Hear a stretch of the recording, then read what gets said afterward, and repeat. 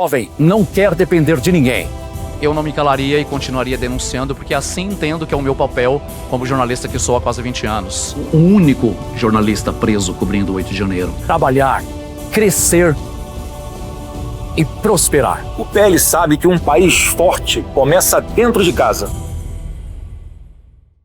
Muito boa noite para você que está conosco a partir de agora em mais um podcast Arquivo Especial. Prazer estar com você nesta noite. Eu sou Marcos Vanucci, jornalista, e iniciamos o nosso podcast, melhor dizendo, estreamos nosso podcast na última semana, na última quarta-feira, com a presença do Dr. Felipe Jimenez, procurador de Estado do Mato Grosso do Sul, que nos deu uma aula sobre processo penal, sobre a situação dos perseguidos do 8 de janeiro, falamos também sobre eleições 2026, e é claro, o nosso objetivo aqui é trazer entrevistados e relatos importantes para que a gente reverbere a verdade, mostre de fato tudo o que está acontecendo no Brasil.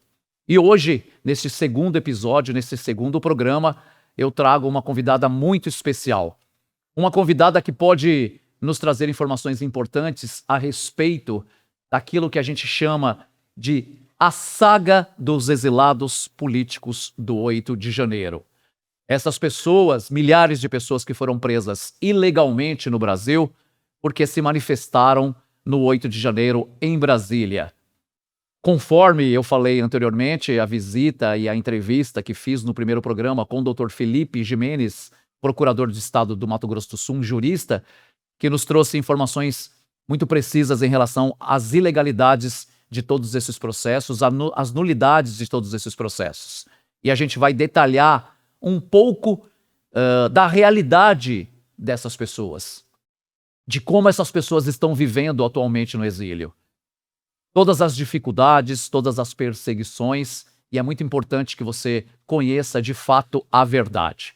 O Arquivo Especial é um espaço que a gente abre para trazer todos esses relatos. Infelizmente, a imprensa brasileira ela é cúmplice de toda essa sujeira, de todo esse escárnio jurídico que acontece no Brasil, e você certamente não vai assistir este relato que eu trago hoje de uma exilada política na TV aberta.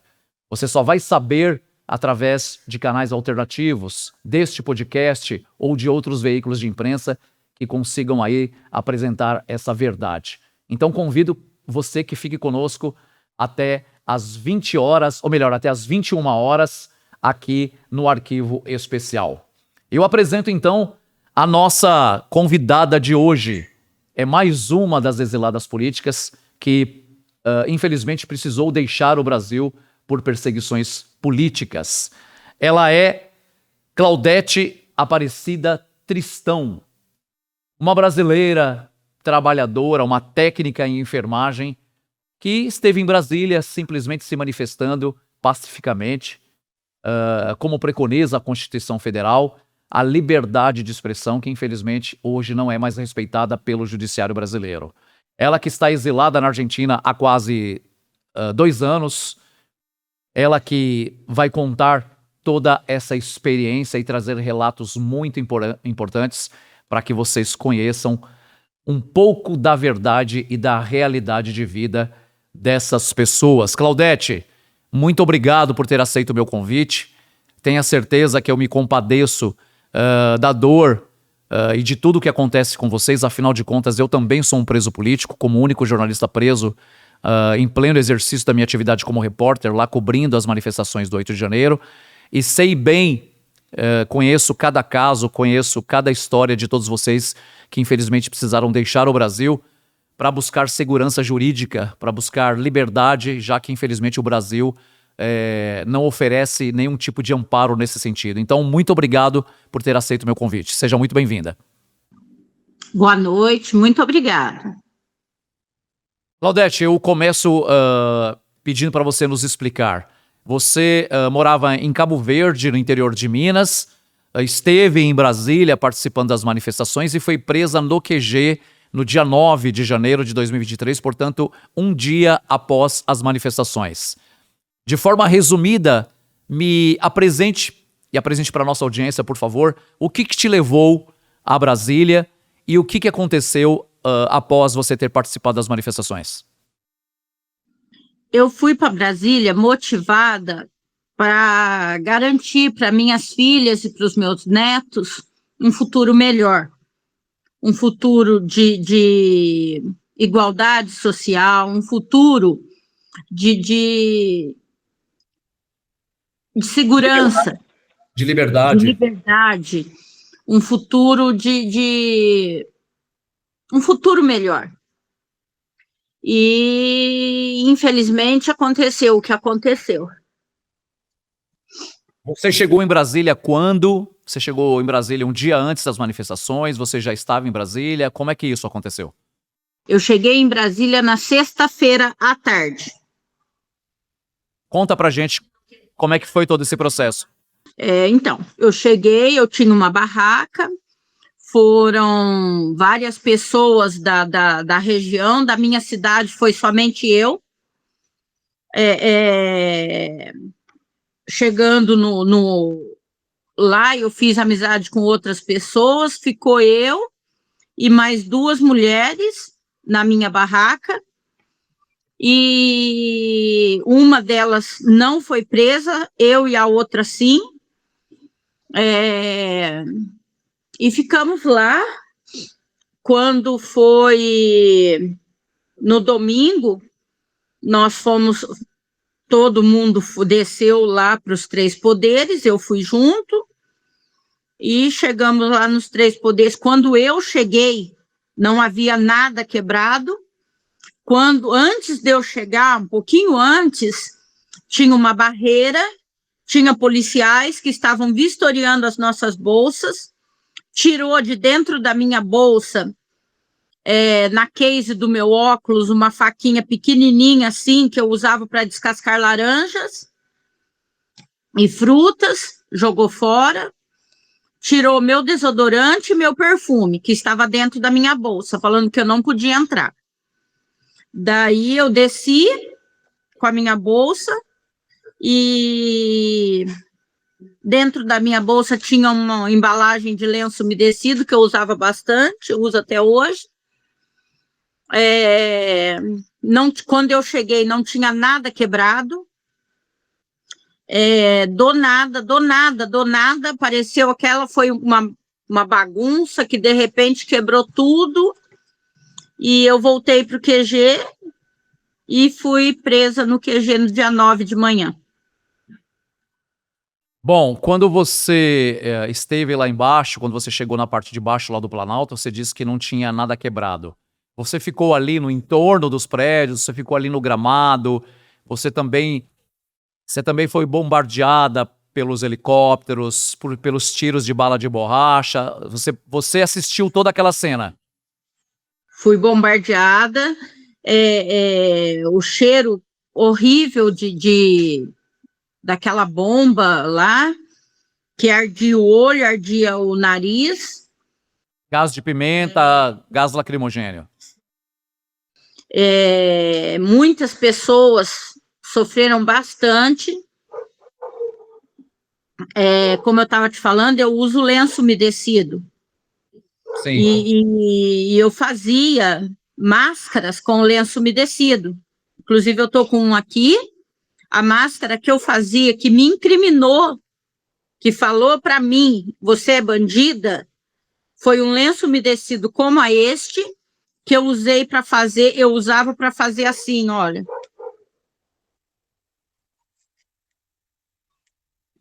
Olha. Sim. Dá uma máscara certinho. E eu fiz muitas dessas, tanto para mim como para as pessoas que estavam lá, sofrendo com o gás. Eu era do 21, do inquérito um pouco mais leve. Saí do presídio em março, e em agosto eu mudei para o 22, por causa de um lenço umedecido desse, que detectou o meu DNA. Eu vou entrar nesse quesito do lenço daqui a pouco, que eu quero que você explique, porque é uma informação muito importante, mas antes de a gente seguir aqui para essa questão do lenço, Eu quero pedir à nossa audiência aqui, que você que está nos acompanhando, que você compartilhe, que você comente, que você dê o joinha aqui no nosso canal. Esse é um espaço importante para que a gente reverbere histórias como a da Claudete. Então, o seu posicionamento, a sua participação é muito importante, inclusive para que o nosso canal cresça, se fortaleça e a gente consiga fazer o engajamento do nosso podcast. Então, a sua participação é muito importante. Pode nos enviar perguntas aqui e a gente vai detalhar tudo isso aqui durante o programa. Mas antes de voltar à situação do lenço, você falou que durante a descida existiram alguns cordões aí de isolamento e que fizeram a revista dessas pessoas. Inclusive, eu tenho também denunciado isso ao longo desses quase 4 anos, para justamente derrubar essa falsa afirmação de que as pessoas desceram para o Planalto armadas. Isso é uma grande mentira. Todas essas pessoas que foram acusadas, muitas delas presas ainda e outras não estão presas porque fugiram do país, como a Claudete, não portavam nenhum tipo de arma. Inclusive, ela também pode confirmar que todas essas pessoas na descida do QG para o Planalto foram escoltadas pela polícia.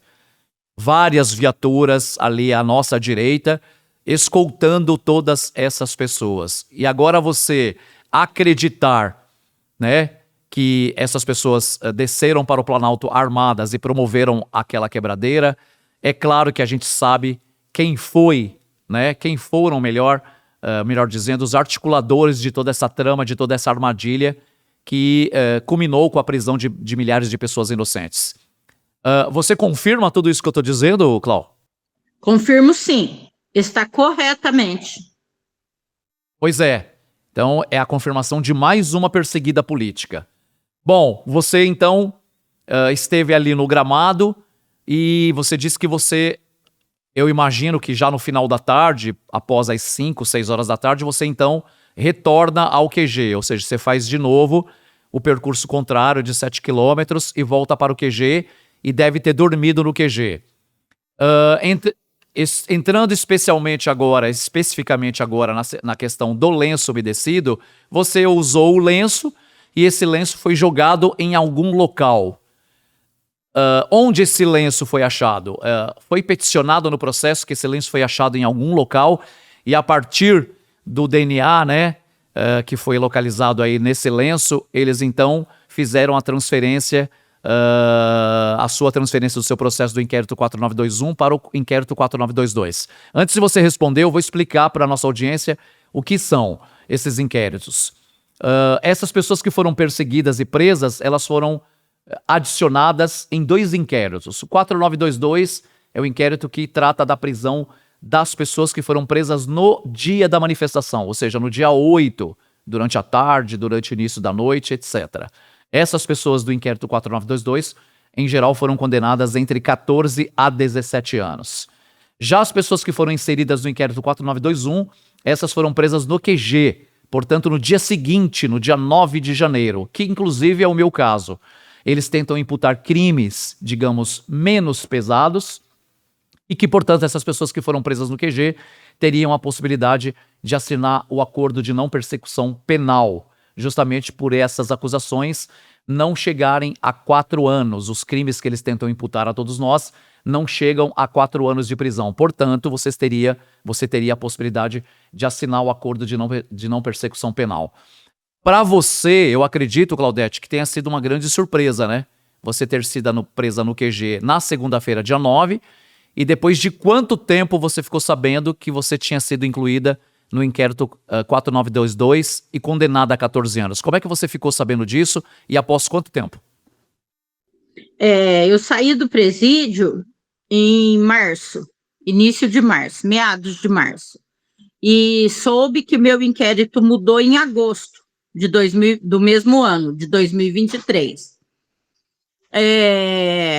Foi um susto, foi um choque, porque eu ainda acreditava que ia ser tudo provado, que eu não fiz nada e que eu ia ser, que o meu processo ia ser todo anulado, eu acreditava na justiça. Sim. Daí e mudou, só que ainda, mesmo mudando, eu ainda acreditava na justiça. Eu falava, acharam o lenço, tal. Para te falar a verdade, eu não sei onde foi encontrado, tá? Eu só sei que eu mudei por causa de ter encontrado material genético no lenço umedecido. Não sei aonde exatamente o lenço foi encontrado por eles. Ou seja, mais uma vez, o caso da Claudete mostra o nível de ilegalidade da justiça brasileira. Como se você encontrar o lenço de uma pessoa ou uma garrafa d'água em que a pessoa tem ali tomado a sua água durante as manifestações, isso possa ser juntado no processo como prova. Isso é mais uma ilegalidade, mais uma nulidade desses processos. Isso não prova absolutamente nada. Não há cometimento de crime do ponto de vista jurídico, do ponto de vista do Código de Processo Penal. Isso não prova que a Claudete é qualquer outra pessoa. Nós temos um caso aqui, eu acho que a Claudete com certeza conhece, só apenas para ressaltar o nível de ilegalidade, que é o caso do Daniel Bressan. O Daniel Bressan, se eu não me engano, também estava no inquérito 4921, e aí localizaram uma imagem dele lá, e na verdade não é uma imagem dele, é uma imagem de uma outra pessoa, de um outro homem, porque você faz a comparação da roupa que essa pessoa está vestindo. Esse rapaz estava vestindo uma calça jeans e uma camiseta amarela, e o Bressan vestia, na época, uma bermuda preta e uma camiseta malhada do Exército. Então você vê que a imagem não se trata das mesmas pessoas. Então usaram a imagem de um outro homem, que inclusive fica claramente provado que é um homem mais velho que ele, um homem com aproximadamente 50 anos, o Bressan hoje deve estar com 34 a 37 anos. Você vê nitidamente que são pessoas diferentes. No laudo da própria Polícia Federal, né, na perícia da própria Polícia Federal, a própria Polícia Federal diz que não se confirma 100% se tratar da mesma pessoa. E aí, pasmem você que está nos assistindo, eles alegam que o desenho da orelha da pessoa que aparece na imagem se parece com o desenho da orelha do Daniel Bressan. E por isso o condenaram. Eu não me lembro quantos anos o Bressan foi condenado e também não me lembro se ele foi transferido para o inquérito 4922. Mas esse caso do Bressan, o caso da Clau e inúmeros casos referentes ao 8 de janeiro, eles têm a mesma linha. São vários assuntos, várias colocações que são colocadas nesse processo que não têm fundamentação jurídica nenhuma, que não se sustentam do ponto de vista jurídico. Acusações que não têm o menor nexo. Como é que você pode dizer que uma pessoa cometeu um crime porque um outro indivíduo tem uma orelha parecida? Ou seja, o Código Penal brasileiro diz que o ônus da prova é de quem acusa. Então, se você acusa, você tem que provar. E essa prova nunca foi feita. E aí o Bressan também acaba precisando deixar o Brasil com a iminência de ser preso por uma acusação infundada, ilegal, imoral e inconstitucional. O homem que aparece na imagem, nitidamente, não se trata de Daniel Bressan. E a Clau é mais uma dessas vítimas. Clau, como é que você está hoje na Argentina? Me resuma de uma forma sintetizada quais são as dificuldades, o que você pode nos apresentar sobre a sua vida e de uma forma generalizada aí, como é que estão vivendo todos os colegas que estão exilados com você aí na Argentina? A vida aqui não é fácil. Deve de estar sendo complicado para todos, sabe? Porém, eu morava numa cidade pequena, que é Cabo Verde. Cabo Verde não tem nem semáforo. Cabo Verde não tem um semáforo sequer. Então, para mim, foi bastante complicado sair da minha cidade, sair do meu país e sozinha, na minha idade, começar uma vida sem ter um garfo, sem ter um lugar certo para viver, sem ter o domínio da língua, sem saber conversar, sem saber o que comprar, Foi complicado, foi muito complicado. Você Logo vive que do eu cheguei aqui. Você vive do que hoje? Então, a minha família me mandava um dinheiro que, infelizmente, não estão conseguindo mais mandar. Daí, esse mês, inclusive, eu pedi dinheiro para o Marcelo Suave, que em dezembro também o Marcelo Suave me ajudou, porém, em janeiro eu guardei o dinheiro para me ir pagando o aluguel. E em janeiro teve o assalto aqui na minha casa, e os bandidos levou um pouco das coisas que eu havia trazido, as coisas que eu tinha aqui e tal. Ou seja, Não bastasse as dificuldades de você ter que deixar o país, estar há quase 2 anos na Argentina exilada, fugindo de uma acusação, de um crime que você não cometeu, você ainda é obrigada, né, a passar por esse tipo de situação, de você ser assaltada. Você contava para mim, antes do início da nossa entrevista, que você teve a sua casa invadida por 3 homens durante a madrugada, enfim, que você foi amordaçada, que você foi amarrada. É uma situação triste, aterrorizante. Como é que isso aconteceu? Conta pra gente, por favor, Clau. Foi na madrugada do dia 27, eu dormi normal, tranquila, deitei, 3:30 da manhã, os ladrões deram um pontapé na porta, quebraram a porta, estavam armados, me bateram muito, o meu osso da cabeça calcificou, eu tenho ainda galos, né? Eu tenho ainda os galos na cabeça, teve um corte aqui assim, levaram o pouco que eu tinha. Eu havia trazido umas joias que eu tinha aí, anel, aliança, essas coisas, correntinha, porque eu falei, eu vou levar, porque se eu precisasse de uma hora ou outra sair daqui, era a garantia que eu tinha de ir para um outro país, alguma coisa assim, porque a gente não sabe exatamente o que vai acontecer com a gente. sim. Porque só tem um único aqui que tem o refúgio definitivo. O restante está tudo em trâmite.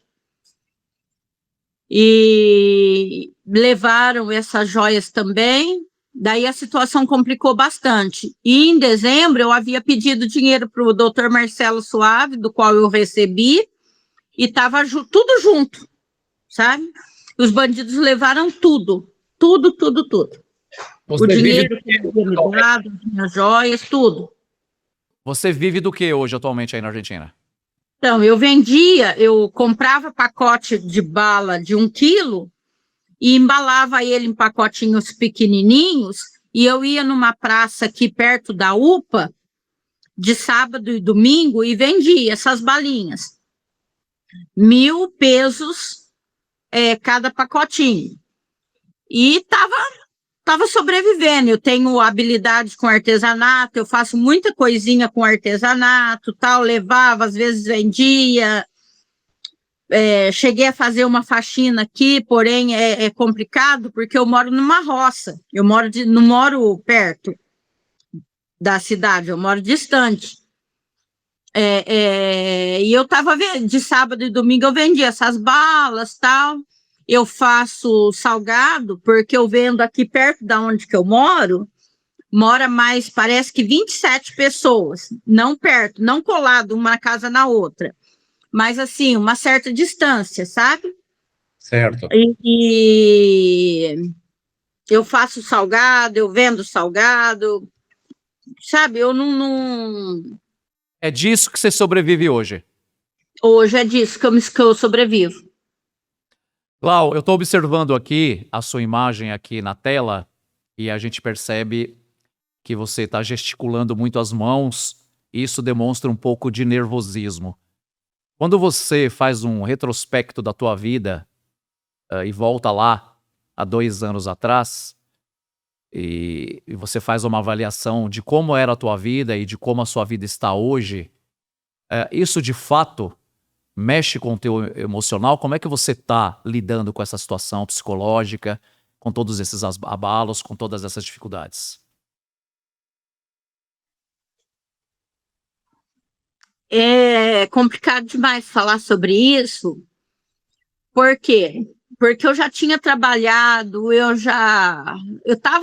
tinha uma vida sossegada, eu tinha um carro para me andar, eu tinha uma casa para me morar, eu tinha as minhas coisas, eu estava com uma vida assim, não que eu não precisasse trabalhar. Eu recebia o meu benefício do INSS, que foi bloqueado, tá? Inclusive, era uma coisa que eu queria muito salientar. Eu recebia um benefício do INSS e quando teve esse problema do dia 8, eles colocaram nas mídias que eu sou beneficiária de um programa do governo. Só que eu recebia pelo INSS. E todo mundo sabe que se você não contribuiu, você não recebe. Sim, ou seja, era um recebimento que você tinha mensal, absolutamente legítimo. Exato. Eu recebia mensal e legítimo. E me bloquearam, e eu também não gostei de quando eles colocaram que eu era beneficiária de um programa do governo. Eles podiam muito bem ter colocado, porque quando eles escrevem assim, para quem não me conhece, pensa que eu sou beneficiária de um programa tipo Bolsa Família, Vale Gás, etc. Vale Gás, vale isso, vale aquilo, sendo que eu nunca recebi esse tipo de auxílio. E sou contra, tá? Então, salientando isso. E como é que tá a sua questão emocional? Você falava para mim nos bastidores, durante a nossa pré-entrevista, que você tem 3 filhas, que você está distante dessas pessoas. Obviamente, qualquer mãe sente, né, essa separação, etc. Como é que você está lidando com tudo isso? É complicado. Eu tenho 3 filhas, eu tenho 5 netos, e tenho uma irmã que eu amo, tenho outros irmãos também, não vou falar que eu tenho só uma, mas essa é a única que me apoia, essa é a única que é minha irmã, e tem uma mãe de 91 anos, entende?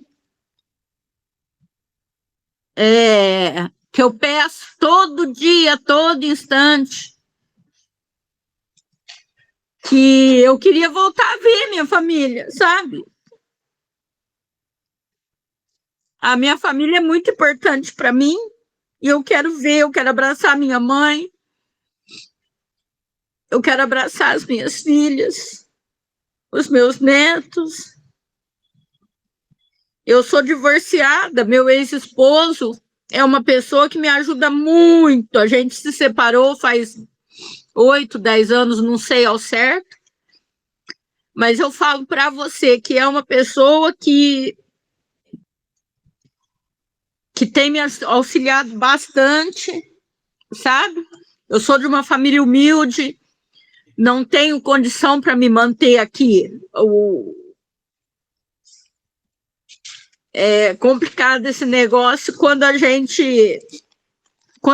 pensa na nossa vida antes e na nossa vida agora, é muito difícil, porque a nossa vida antes, a gente já construiu ela. Agora era o momento de eu aproveitar tudo, por tudo aquilo que eu trabalhei. E não estar sendo acusada por algo que eu não fiz, e tiraram de mim a minha liberdade de ir e vir. Eu não posso ter mais a minha mãe perto de mim. os meus netos, meus filhos, minhas filhas, né? Qual é hoje, Clau? Como eu falei anteriormente, eu me compadeço da sua dor, das suas lágrimas. Eu não sei se você soube, eu perdi meus pais pela minha prisão. Acho que você soube disso. A minha luta na defesa de todos vocês e a minha possibilidade de colocar meu nome como pré-candidato a deputado federal por São Paulo, pelo PL, é justamente para que a gente tenha um de nós lá brigando por todos nós e a gente mostre de fato a verdade. Só um de nós, qualquer um de nós, temos a propriedade de dizermos exatamente tudo o que aconteceu. Ninguém vai poder falar por nós sobre as nossas dores. Então, as suas lágrimas, tenha certeza que são as minhas lágrimas.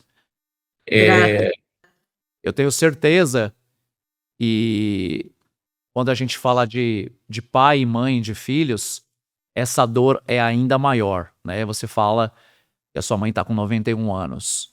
E a gente sabe que, infelizmente, são riscos que a gente está correndo, assim como eu não tive a possibilidade de me despedir dos meus pais, que é um risco iminente na vida, na sua vida, na vida de milhares de pessoas que estão aí com vocês, que estão afastados das suas famílias. Essa é, de fato, a sua maior dor hoje? Essa é a minha maior dor. Porque aqui eu me viro. Eu faço uma coisa, eu faço outra, eu corro atrás, eu vejo como que eu faço.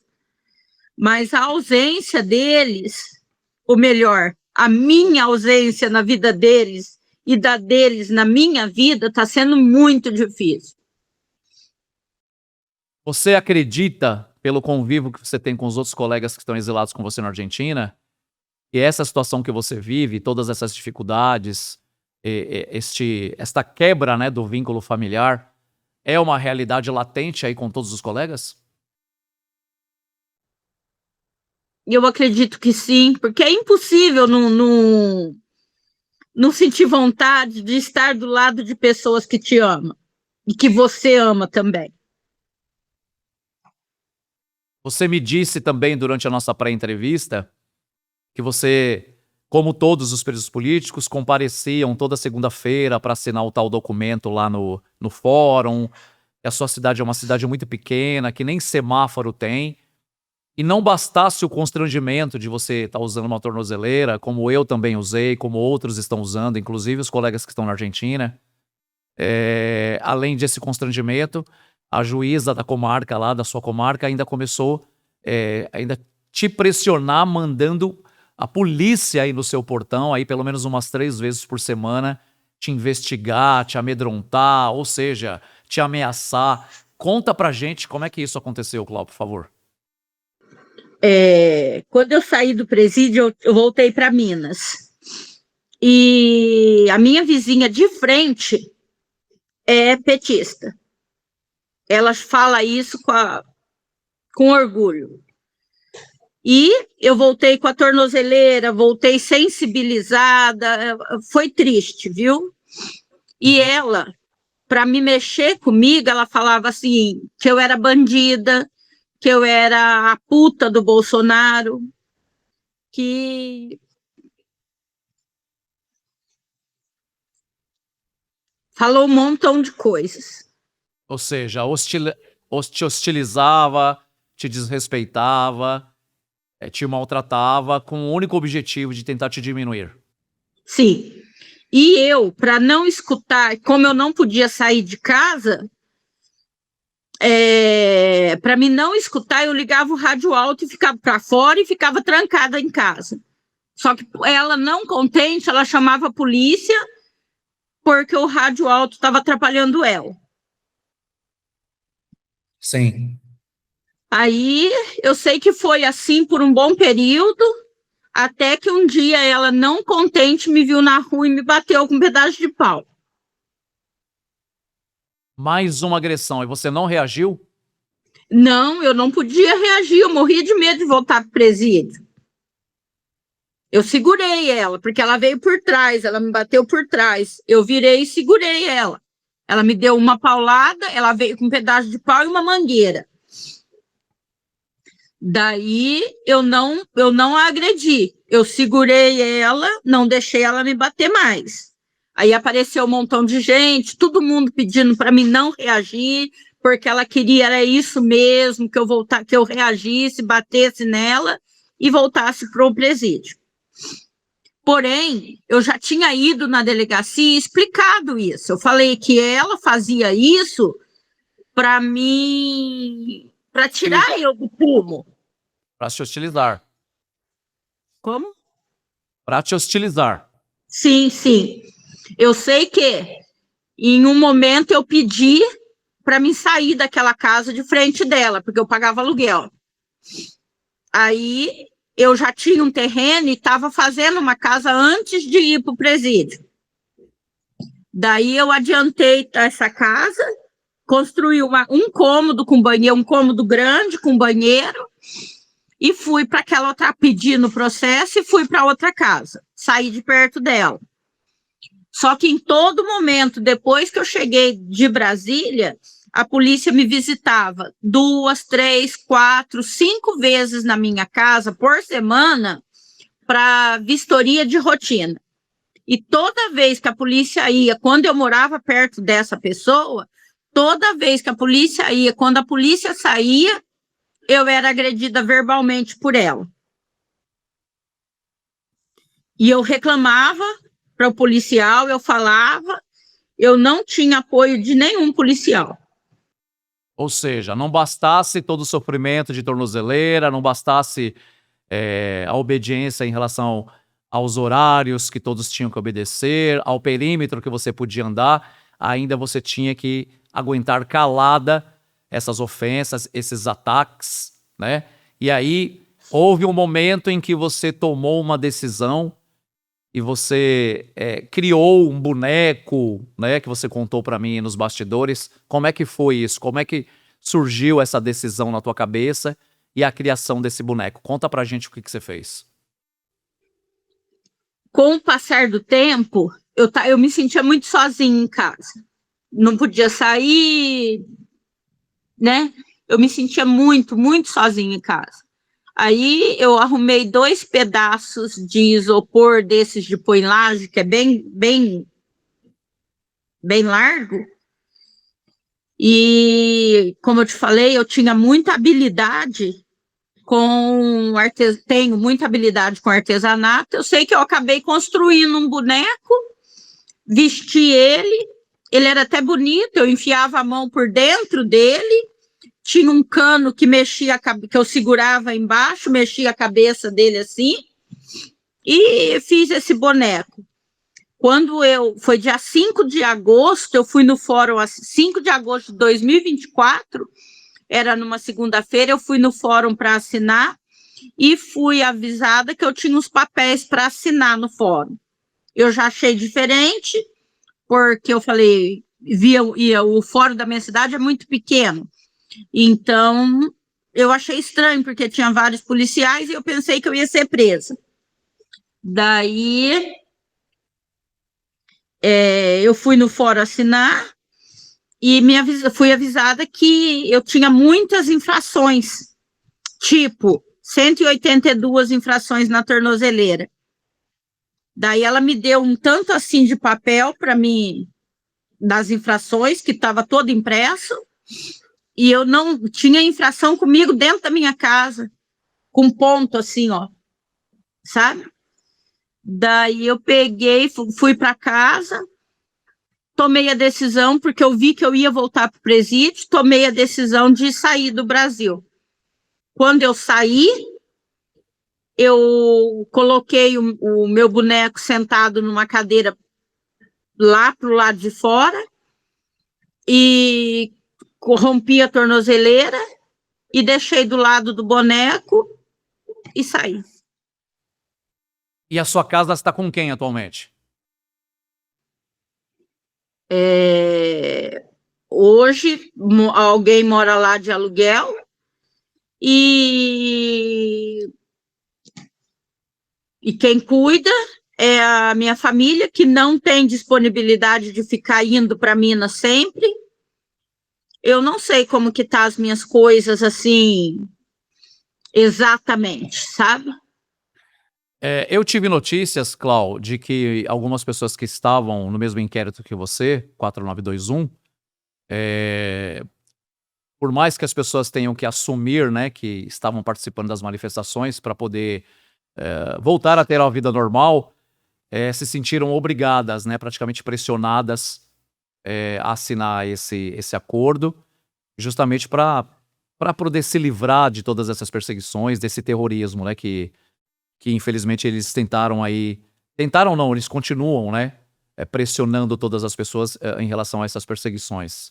Você hoje, se você ainda tivesse inserida no inquérito 4921, você assinaria esse acordo para você poder ter a sua vida na normalidade e no futuro próximo tentar derrubar esse acordo, porque a gente sabe que todos esses processos são ilegais e talvez no futuro próximo a gente conseguiria derrubar, inclusive, a assinatura desse acordo? Você chegou a pensar fazer isso ou você é categoricamente contra? O meu advogado, quando ele foi contratado dentro do presídio, ele é advogado meu e de mais outras 5 pessoas que ficaram na mesma ala que eu. Eu só soube que ele era um advogado esquerdista o dia que eu saí do presídio, que ele próprio me falou, que eu perguntei. Deveria ter perguntado antes, porém, não passou despercebido. Eu só soube que ele era um advogado esquerdista no dia que eu saí do presídio. Sim. Daí, a opção do acordo, eu tive que ele me falou, e eu falei que não queria o acordo. 15 dias depois, o meu inquérito mudou. Daí eu não tenho mais o direito a acordo. Eu não sei te falar se eu sou contra ou a favor, porque não me passou mais hoje na minha cabeça. Na época, eu era contra.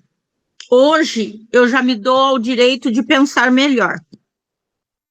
Sim, nós tivemos em São Paulo, por exemplo, alguns casos de que eu me reservo a não dizer o nome, até por respeito, de um colega que fez o acordo, cumpriu todas as determinações do acordo, pagou as multas, fez as atividades lá públicas, fez o curso de democracia e a exclusão do processo dele não acontecia. Passaram alguns meses, 5, 6 meses, e não aparecia a nulidade dos processos dele, né? A exclusão total. Ele então procura advogado e pergunta por que a extinção do meu processo ainda não saiu.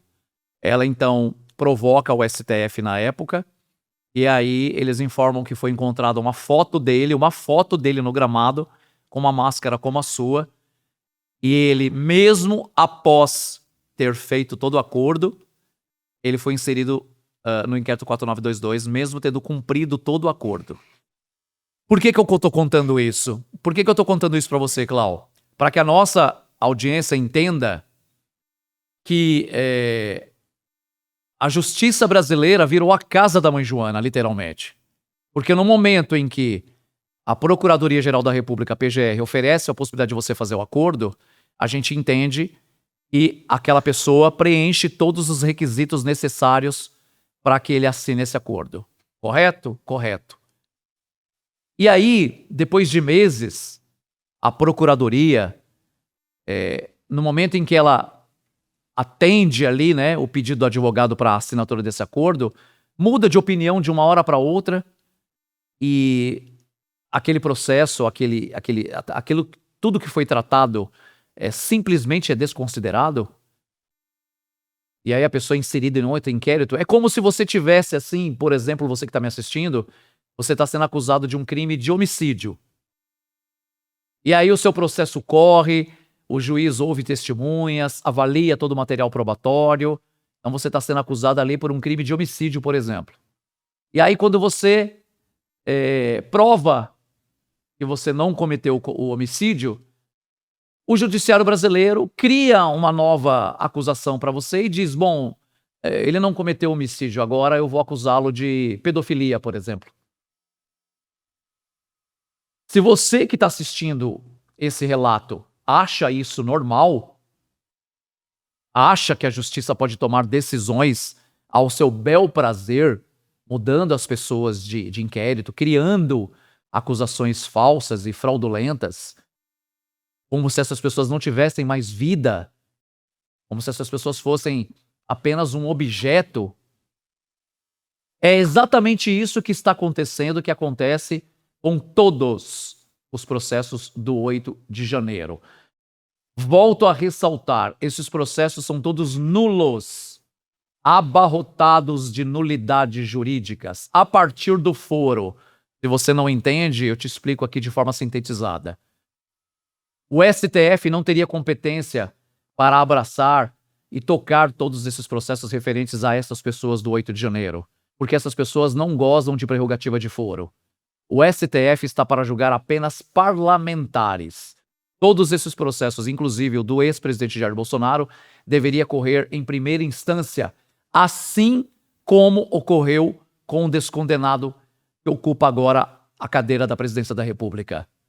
Todos os processos relativos ao Mensalão, à Lava Jato, ao Petrolão, ao sítio de Atibaia, ao apartamento do Guarujá, ao triplex do Guarujá, todos seguiram o rito devido do processo legal.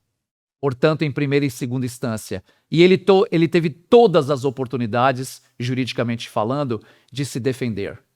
O que não acontece com o presidente Bolsonaro, cujo processo também está no STF, e é importante lembrar que o presidente Bolsonaro não era mais presidente da República, portanto, um civil, e que, portanto, o processo deveria estar em primeira instância. Assim como acontece com o processo da Claudete e dos demais acusados. Ou seja, uma verdadeira salada jurídica, com um único objetivo: amedrontar, colocar medo nessas pessoas, criar falsas acusações, inclusive com o apoio da imprensa. E antes de passar a palavra para Clau, quero aqui ressaltar mais uma vez o papel vexatório, covarde, canalha que parte da imprensa, a maioria da imprensa, sobretudo a imprensa aberta, Globo, Record, SBT, Rede TV, Estadão, Folha de São Paulo, que prestam desserviço à população brasileira e que é cúmplice de toda essa sujeira porque não denuncia essas ilegalidades. Não denuncia, por exemplo, a morte de 8 pessoas que estavam tornozeladas em casa e que morreram em casa, acusadas por crimes que não cometeram. E a imprensa permanece calada. E eu, como jornalista, não compactuo desse tipo de posicionamento omisso por parte de quem deveria denunciar esses agentes públicos. Funcionário público, sejam eles juízes, promotores, procuradores, agentes penais, o que for, são agentes públicos, funcionários públicos pagos por todos nós e, portanto, precisam cumprir a lei. E, portanto, precisam ser responsabilizados. Mas me parece que a imprensa brasileira fechou os olhos a toda essa sujeira. Agora, Clau, me parece que estão começando a acordar, porque a questão de 2 meses atrás, quando o Vorcaro foi preso aqui no Brasil, descobriu-se, numa das conversas do celular dele, que ele estaria pedindo por tal sicário, aquele que teria se matado na superintendência da Polícia Federal em Belo Horizonte, que teria ali uma ordem de Vorcaro para que ele criasse lá um falso sequestro contra Lauro Jardim, que inclusive foi meu colega na CBN, onde eu trabalhei em São Paulo, e que teria recebido ordem para arrancar os dentes de Lauro Jardim. Você deve ter lido sobre isso. Quer dizer que, assim, depois de quase 4 anos dos processos do 8 de janeiro, me parece que agora a imprensa passou a denunciar as ameaças que o judiciário e que esses mafiosos fazem contra os jornalistas. Quer dizer que os dentes do Lauro Jardim são mais importantes que a minha prisão como jornalista? Denunciar a prisão de um jornalista como eu, com mais de 20 anos de carreira, tendo passado por Globo, Record, CBN, Rádio Globo, grandes veículos de comunicação, isso não tem a menor importância. Denunciar a morte dos meus pais, que eu perdi enquanto eu estava preso, isso também não tem o menor valor para a imprensa aberta. Mas agora, novamente, quando descobriram uma investigação paralela à vida de Malu Gaspar de O Globo, porque vem denunciando os esquemas fraudulentos do Banco Master e que tem parlamentares, empresários, juízes envolvidos até o último fio de cabelo, agora ameaçando, calar Malu Gaspar do Globo, agora a imprensa resolveu acordar? Será que agora vocês conseguem entender exatamente o nível de perseguição que vocês apoiaram, que vocês ajudaram a construir, esses monstros que estão perseguindo a população brasileira? Qualquer pessoa que discorde desses posicionamentos do judiciário brasileiro, qualquer pessoa que critique esses funcionários públicos são perseguidos, são inseridos no inquérito da fake news, que é mais uma ilegalidade, que já passa de 7 anos, um inquérito completamente infundado, ilegal, imoral, e que serve apenas como um aparato jurídico para amedrontar essas pessoas, para dizer, olha, não critique juiz, não critique o PGR, porque senão a gente coloca você lá no inquérito e a gente vai começar a criar uma perseguição para te calar. É isso de fato que a imprensa entende com normalidade? Ou vai precisar um jornalista como a Malu Gaspar, ou como Lauro Jardim, ou como eu, ou como Constantino, como Alan dos Santos, como Augusto Nunes, da Revista Oeste, ser assassinado, ser morto, ser preso novamente, para a imprensa acordar de fato para o que acontece no Brasil? Fica aqui registrada a minha crítica a todos vocês, pseudo-jornalistas, canalhas, covardes, que se calam diante dessas injustiças, em detrimento de seus altos salários, porque cumprem ordem das suas direções, dos seus editores-chefes, para se calarem e não denunciar tudo isso que está acontecendo de ilegal no nosso país. É isso que é importante ressaltar.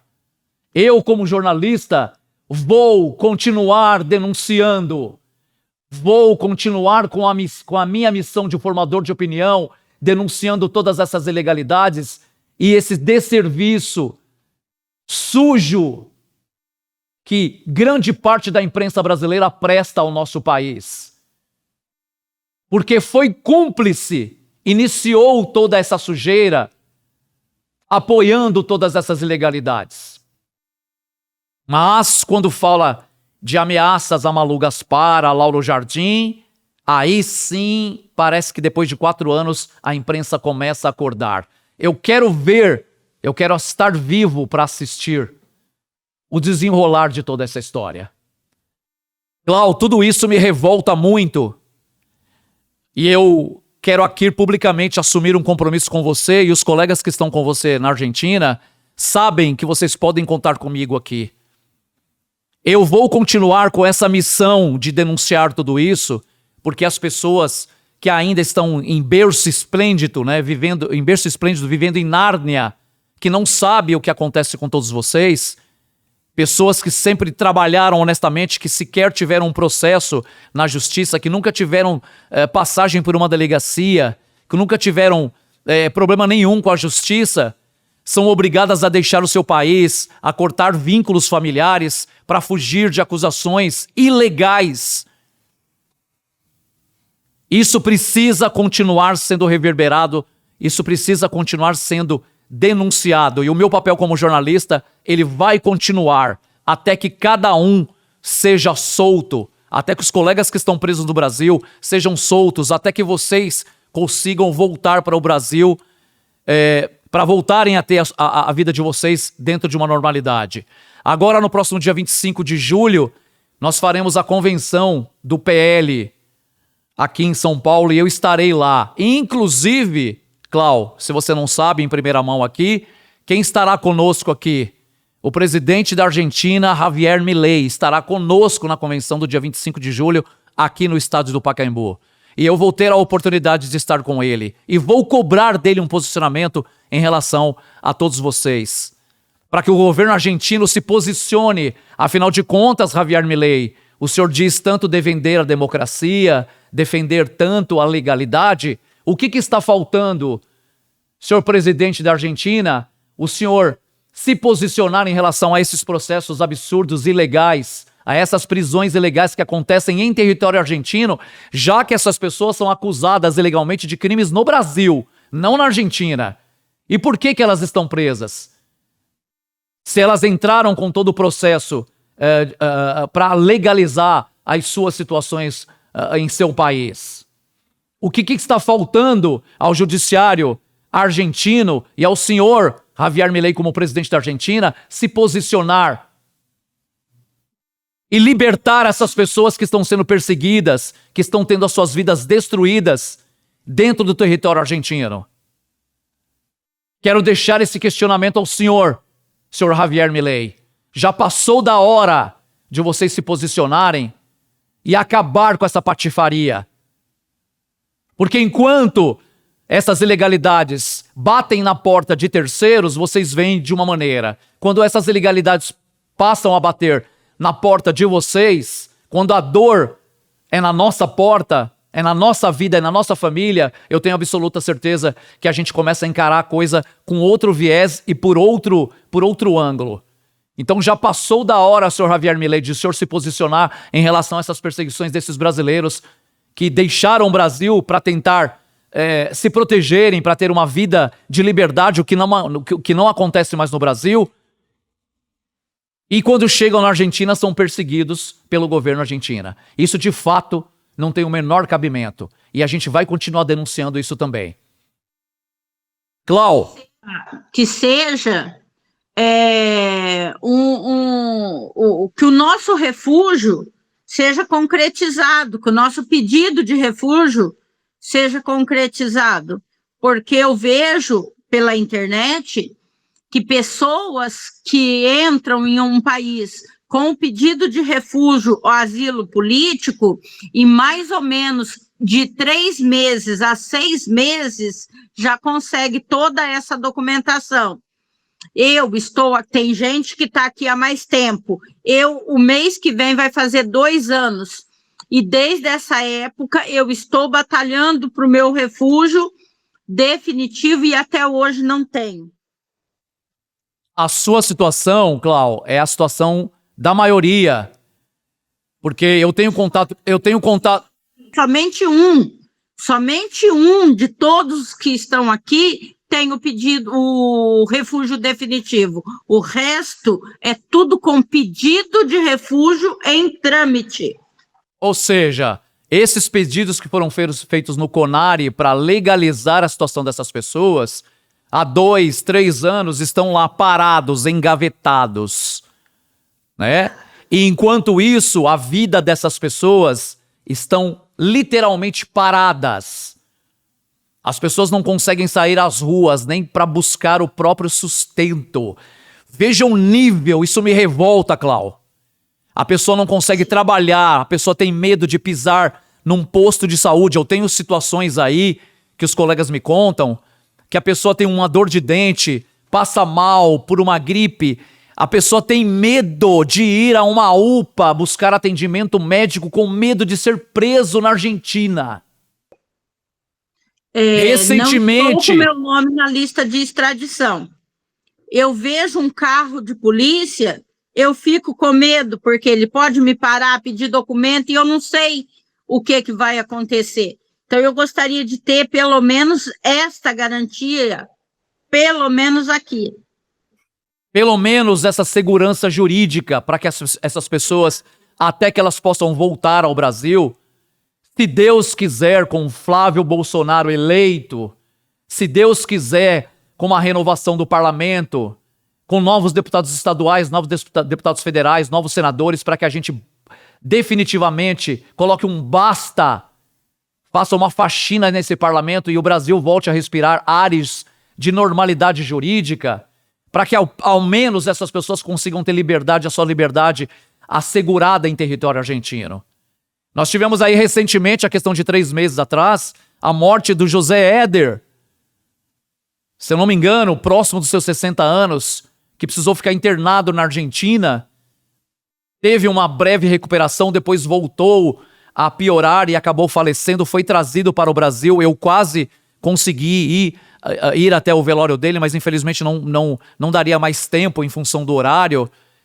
Mas você assistir uma pessoa que tem apenas uma simples dor de dente, ela não consegue ir até uma UPA, até um hospital, buscar um atendimento médico, com medo de ser presa por crimes que não cometeram nem no Brasil e nem tampouco no território argentino. Então é isso que está acontecendo no Brasil. Você que está nos assistindo, este relato da Clau é apenas um dos milhares. Eu teria que ficar aqui com ela 10 horas para contar todos os detalhes do sofrimento dela e de todas essas pessoas. Mas eu vou trazer em cada programa o relato de um exilado político. Já que a imprensa aberta não mostra, nós vamos mostrar. Nós vamos trazer todas essas verdades, escancarar a verdade. Esse é o objetivo do nosso programa Arquivo Especial, trazer esses relatos para todos vocês. Clau, nós estamos encerrando aqui a nossa conversa, a nossa entrevista. Eu queria agradecer imensamente você ter disposto do seu tempo para nos atender. Tenha certeza que a sua fala é muito importante. Tenha certeza que essas denúncias, elas precisam continuar acontecendo. Eu queria pedir para você agora que você fizesse as suas considerações finais, mas antes de você fazer as suas considerações finais, que você olhasse para essa lente que está à sua frente e você mandasse 2 recados. O primeiro recado para a sua família, especialmente para tua mãe, de 91 anos. E depois que você mandasse um recado a todos os brasileiros que estão nos assistindo e que têm nas mãos, agora em outubro, a possibilidade de mudarmos definitivamente a situação do nosso país nas próximas eleições. Então, primeiramente, um recado à sua família, à sua mãe, e depois a toda a população brasileira em relação às próximas eleições. Por favor. O recado para minha mãe, o que eu tenho para falar para ela é que é um dos mandamentos de Deus, né? Eu te honro, mãe. Eu te amo. E a gente vai se ver, viu? Minha mãe tem 9 filhos, nenhum filho da minha mãe deu problema para ela de cadeia, de polícia, disso. A senhora sabe que o meu problema não foi de caráter. O meu problema foi a falta de caráter dos meus acusadores. E não da sua filha. A senhora me criou muito bem e eu te amo muito. Agora, com relação à população, quem é de direita sabe o porquê que nós estamos lutando. E para aquele que é de esquerda, que esse vai o meu recado. Para aquele que acha que nós somos golpistas, bandidos, isto, aquilo outro, eu te falo, eu estou sendo acusada por um dos meus crimes, eu sou por golpe de Estado. Eu nunca tive uma arma, sabe? Golpe de Estado, eu não quebrei nada lá dentro. Eu não fui armada. Eu fui por uma coisa que eu acredito ser legítimo. É para o bem da minha família, das minhas filhas e dos meus netos. É um futuro decente de liberdade. Coisas que talvez vocês não entendam. Mas eu gostaria muito, muito mesmo que vocês colocassem a mão na consciência, se é que tem. Olha bem na minha cara e veja se eu tenho cara de bandido, cara de golpista, sabe? Eu não tenho e nem sou. E nem sou. É isso. É essa consciência que eu peço de vocês. É isso que eu peço para vocês. A consciência de ser honesto, sentar e revisar o pensamento de vocês e aceitar que nós não quebramos nada lá dentro. E mesmo que algum de nós tenha quebrado, pela força do momento, eu não sei, mesmo que isso tenha acontecido com algum, não somos bandidos, porque antes de sairmos do presídio, nós temos que um atestado de antecedentes criminais lá, e o nosso nada consta lá tinha, tá bom? Então, pense melhor para aquelas pessoas que acham que a gente é bandido, analisem, reflitam e vejam qual é o futuro que vocês querem para vocês e para a família, neto, filhos, porque esse é o motivo pelo qual fomos. Esse é o motivo pelo qual eu ainda luto. Muito obrigada. Exatamente isso. Esse é o recado emocionante da Clau.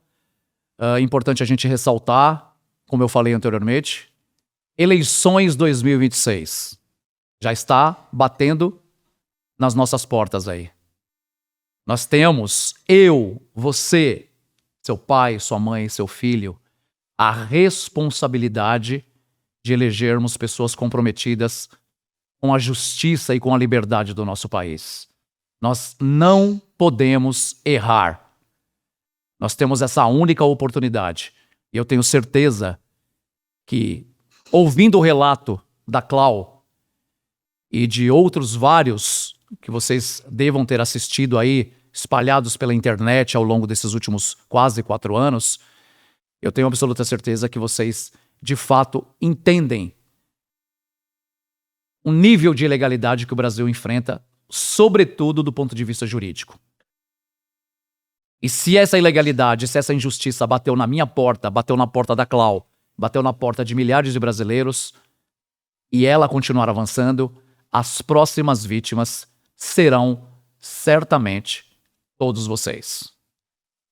Eu queria agradecer a sua audiência, a sua paciência, mais um arquivo especial preparado com muito carinho e muito respeito a todos vocês. Compartilhe esse material, reverbere a nossa fala, discuta essas questões e com certeza na próxima quarta-feira, às 19 horas, ou melhor, às 20 horas, né? Às 20 horas, estaremos de volta aqui com mais um programa, com mais um entrevistado, para que a gente discuta assuntos tão importantes quanto este que nós discutimos com a convidada do programa de hoje.